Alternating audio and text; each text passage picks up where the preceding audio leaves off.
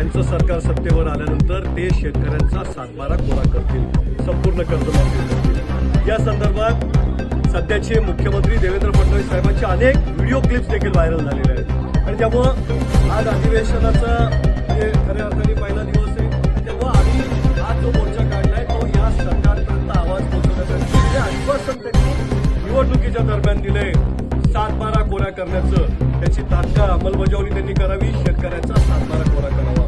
खरं तर देशाचे पंतप्रधान नरेंद्र मोदी साहेब यांनी पंतप्रधान होण्याच्या आधी शेतकऱ्यांचं उत्पादन दुप्पट करून शेतकऱ्यांना दुप्पट हमी भाव देऊ अशा पद्धतीची एक नाही अनेक आश्वासनं दिली होते आणि त्याची देखील आठवण या निमित्ताने या मोर्चाच्या निमित्ताने आम्ही करतोय।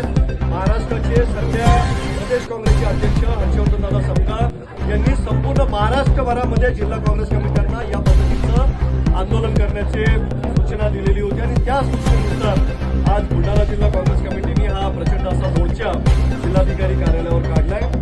आम्ही या सरकारला आठवण करून देऊ इच्छितो की तुम्ही जे आश्वासन दिले ती पूर्ण करा।